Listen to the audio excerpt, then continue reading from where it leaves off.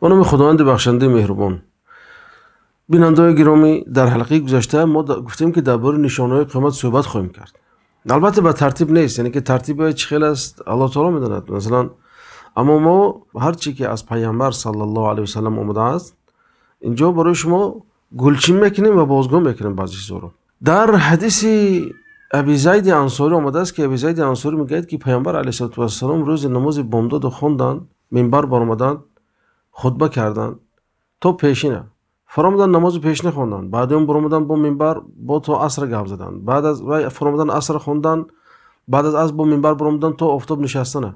بعد گفتن که در آخر حدیث اعلمنا احفظنا، یعنی اون روز کسی که ذاکرش خوب بود، حافظش خوب بود، اهم داناترین ما حساب میشد، چون که همون سخنایی که پیامبر از بامداد تا نماز شام گفتن. بعد صحابه گفتن که دیگه آدم گفتن که چی گفتن پیامبر؟ گفتن که آنچه که تا روز قیامت میشود پیامبر برای ما نقل کردن. بنابراین پیامبر علیه السلام درباره بسیار جنگ و نبردهای و چیزهای آینده میشدگی بسیار معلومات‌های زیبایی دادن و ما را گفتیم که یکی از سبب‌هایی که ما این چیزا رو نقل میکنیم زیادشوی ایمان ما هست و یقین ما هست. ما اول از اون چیزای شروع میکنیم که همون شخصیتایی که زنده بودند و از زبان پیامبر شنیده بودند که فلان فلان کارها در آینده خواهد شد، همون درباره بعضی اونها معلومات میدیم. مثلا بعضی گویم که نافهمی یا جنگ هایی که بین اصحاب پیامبر صلی الله علیه و سلم شد بعد وفات پیامبر. خب یکمون مثلا گویم که در زمان عثمان ابن عفان وقتی که خلیفه راشد عثمان ابن عفان رو کشتن. خب شروع میکنم از حدیثی که درباره شهادت حضرت عثمان صحبت میکند. حضرت عایشه میگن که پیامبر علیه السلام در بستر مرگ بودند و گفتن که من بسیار میخوام که با صحابه‌ام صحبت کنم. مادر عایشه گفتن که ابوبکر فریاد کنیم؟ پیامبر گفتن نه. عمر گفتن نه. عثمان گفتن بله. بعد میگه عثمان اومد رضی الله عنه اونجا شیشت صحبت کردن پیامبر و پیامبر چیزهایی در گوش عثمان میگفتن که عثمان رنگش تغییر میافت. میگن بعد در همون وقتی که فتنه شد و مردم شورشگرای بلواگرا خلیفه رو محاصره کردند و در اومده کشتنی شدند، همونجا مردم گفتن که خیر شما رو کمک کنیم، این کنیم، یاردم کنیم. حضرت عثمان گفتن که برای من یاردم لازم نیست، چون که پیامبر مرا پیش از مرگ شما گفته بودن که تو باید صبر کنی و بر تو جامعه پوشانده میشد، یعنی که جامعه خلافت پوشانده میشد و بعضی میخوان که اون جامعه رو از تو بیرون کنن، تو جامعه رو بیرون نکن، صبر کن. در حدیث دیگر پیامبر علیه السلام میگن که عثمان رو بشارت دهید به جنت با همراهی بلوا یا اینکه بلایی که به وی میرسد یا به سبب بلایی که به وی میرسد. بعد اون یکم جنگ جمل شد یا به اصطلاح جنگ شتر است که پیامبر علیه السلام این را پیشگویی کرده بودند. در حدیث آمده است که حضرت علی رو گفتن که علی بین تو و عایشه یک چیزی خواهد شد. علی بن ابی طالب گفت که من در اونجا بدبختم، یعنی من در اونجا خطاکار هستم. پیامبر گفتن که نه، لیکن گفتن عایشه رو با همون خانه‌اش با جای زندگیش با عزت و احترام گسیل کن. یعنی اینجا پیامبر علیه السلام گفتنی بودن که اینجا عایشه رضی الله عنها در خطاگی است، خطا کرده است. هم خود عایشه این رو درک میکرد و در روایت آمده است که گریه میکرد که من چرا اصلا به همین جنگ جمل آمیخته شدم، چرا این کارو کردم.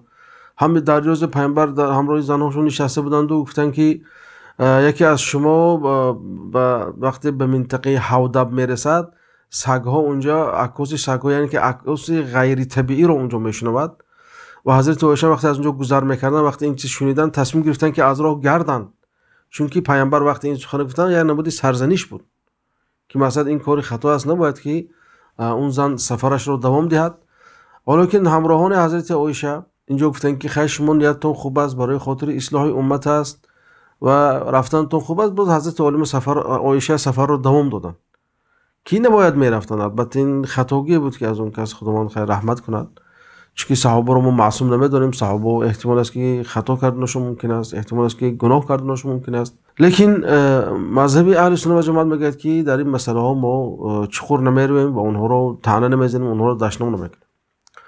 خب اینچنین زبیر بن عوام روز پیامبر علیه السلام گفتن که زبیر تو بر ضد این جنگ خواهی کرد و تو ظالم هستی بر این، یعنی اشاره به علی بن ابی طالب. خب اینم یعنی که از همون چیزایی بود که پیامبر اشاره کرده بودن و زبیر وقتی که در میدان نبرد برآمد و علی بن ابی طالب او رو یادآوری کرده گفت که زبیر یاد داری فلان روز یک جای بودیم و پیامبر گفتن که تو بر ضد این جنگ خواهی کرد و تو ظالم هستی. زبیر هم این چیز درک میکرد وقتی که در میدان نبرد با علی بن ابی طالب و خود علی بن ابی طالب این حدیث یادآوری کرد. زبیر از میدان برآمد گفت من اکنون یادم اومد که این سخن رو پیامبر گفته بودن، من نمیخوام که ظالم باشم و از میدان خودش رو بیرون کشید و به دست بعضی انسان‌های دستیزکار کشته شد. این پیامبر علیه السلام درباره موقع صفین یعنی که جنگ صفین خبر داده بودن. پیامبر علیه السلام گفتن که قیامت نمیشه تا اون زمانی که دو گروه بزرگ مسلمان ها با هم جنگ نکنن یا دو گروه بزرگ با هم جنگ نکنن و دعواهاشون یک است، یک دعوا دارن هر دوشون. خب اینجا میگم اگر یک گروه با حضرت علی بن ابی طالب بودن، یک گروه با معاویه بن ابی سفیان بودن. بازار روایت میکند که این مردمان نزدی حذیفه نشسته بودن و حذیفه گفت که به زودی بین مسلمانان جنگ خواهد شد که روی دیگر شمشیر خواهند کشید. چیکار میکنید شما اونجا؟ گفتن که خیر شما چی میگید؟ شما صحابه پیغمبر هستید، چیکار کنیم؟ گفتن که بین گفتن همون طرفی که علی هست با همراهی همون طرف رو که چون که علی حق است فلزم گفت فلزمه، یعنی که علی رو برای خود لازم دار به علی چنگ زن گفت که حق با علی هست چون که از پیامبر علیه السلام شنیده بود. یعنی چی در جنگ جمل باشد چی در جنگ صفین باشد علی بن ابی طالب در حق بود. اینم خیلی گفتم از علامات قیامت است چون که پیامبر گفتن که دو گروه بزرگ با هم جنگ خواهند کرد. بعد از صفین دوستو صحابه صلح کردن، به اصطلاح تحکیم شد. ابو موسی اشعری عمرو بن العاص نشستن، خب چیزی شد نشد بینشون صلح شد. علی بن ابی طالب بازگشتن و یک گروه از لشکرهای علی به علی اعتراض کردن، گفتن که تو نباید صلح میکردی، تو در این مسئله انسانا رو حکم قرار دادی، حکم باید خدا باشد، حکم باید قرآن باشد، این آن. یعنی به فهم غلطی خود بیرون برآمدن، اونها از جیش علی از لشکر علی بیرون شدن و این گروه به نام بدتر به نام خوارج مشهور شدن که در منطقه حرورا در عراق اونها جمع شدن. اونجا علی بن ابی طالب وقتی در مسجد هم خطبه میکرد اونها می اومدن گاهی می نشستن در مسجد هم وقتی خطبه میکردن اونها اعتراض میکردن، میگفتن که لا حکم الا لله، لا حکم الا لله و من لم يحكم بما انزل الله. خیلی دعوا رو میکردن، چه خیلی که امروز بعضی تندرو این دعوا رو دارن. بعد علی بن ابی طالب گفت که خیلی ما شما رو از مسجد من نمیکنیم، ما نصیب شما رو از فی و از بیت المال مسلمین میدیم، یعنی معاشاتون رو چه خیلی هست میگیری گفت و با شما جنگ هم نمیکنیم تا اینکه یگان نامعقولی نکنه. بعد این خوارج در اون چه خیلی گفتم در حرورا مستحکم یعنی که استحکام گرفتن اونجا نشستن، یعنی خودی به اصطلاح حاضر یک بلاک پستای موندن اونجا، کسی در روبرو میکرد به استنطاق میکردن، میپرسیدن، میزدن، نامعقولی میکردن، مالاشون میگرفتن، پولاشون میگرفتن. تا حتی که یکی از فرزندای صحابه عبدالله ابن خباب ابن ارت را اومدن استنطاق کردن، گفتن تو کی هستی؟ گفت من صحابه. علی چی میگه در گفتن که علی بنده خدا است، علی ولی خدا است، علی صحابی پیامبر است، بهترین دوستی پیامبر است، به صحابه است، خدمتگار اسلام است. بعد گرفتن خباب عبدالله ابن خباب کشتن، همراه زنش بود، زنش کشتن. بعد زنش حامله دار بود، شکمش چاک کردن، کودکشم بردن، کودکشم کشتن. بعد علی بن ابی طالب گفتن که این آدما رو کشته، خونبهاش تیش مو کی کشتی؟ نه تی هم آدم قاتلی که ما حق قصاص الهی رو جاری کنیم بالاش. اونها گفتن که همه ما کشتیم. یعنی اونها یعنی که به همون شعار جاهلانه‌ای که میگه که یک کس برای همه برای یک کس، گفتن که همه ما کشتیم. بعد علی بن ابی طالب مشورت کرد و علیه اونها جنگ اعلان کرد و اول همون هم جنگ اعلان نکرد، بعد اونها رو ابن عباس رو فرستاد تا اینکه ابن عباس با اونها مناظره کردن. 8000 نفر بودن، تقریبا 6000 نفر در نتیجه مناظره و فهماندهی کارهای فهماندهی بسیار مهم است. یعنی امروز میبینیم که در حقیقت بعضی هستن جوانایی که فکرهای ویران دارن، یعنی که اسلام غلط فهمیده که هستن، در فکرهای ویران هستن. اونها رو باید فکر معالجه میکنه، فکر زندان معالجه نمیکند، فکر شکنجه معالجه نمیکند، فکر زوری معالجه نمیکند، فکر معالجه میکند. بنابراین علی بن ابی طالب وقتی ابن عباس فرستادند و اون سه شبهه‌ای که در ذهن آنها نمانده بود و پسر عمه پیامبر ابن عباس توانست که آنها رو قانع کند، یعنی 75% آنها قانع شدند و از اون لشکر دور شدن، دست کشیدن. خب وقتی که اونها دست کشیدن دیگر همون 2000 ماند، حضرت علی اون 2000 رو دیگر تارمار کردن، نابود کردن. از اونجا میگن که 3 نفرش زنده موند و گریخت و رفت و بعد دیگر همین مذهب همونا زنده داشتن.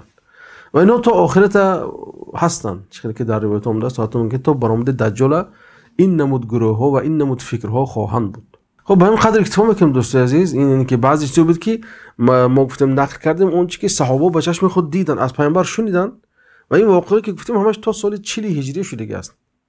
یعنی پیامبر سال 11 وفات کردن و اونهایی که همراه پیامبر مثلا پیامبر وقتی وفات کردن 40 ساله بودن، 80 ساله شده بودن، مثلا دیده بودن، 70 ساله شدن دیدن، 60 ساله شدن دیدن، صدق پیامبر دیدن، هر چی پیامبر خبر دادن راست بودنش دیدن. یعنی این دلیلی گفته‌های اون بود که پیامبر علیه السلام راستگو هستن و هر چی به پیامبر میاد این وحی الهی هست و این خبرها رو پیامبر توسط وحی دریافت کرده بودن و برای مردم میگفتن تا اینکه مردم رو راهنمایی کنن و در حالتی همه خیلی فتنه و نفهمی چیکار کردن برای اونها پیامبر یاد دادن و نشان دادن. خب دوستان به این قدر اکتفا میکنیم.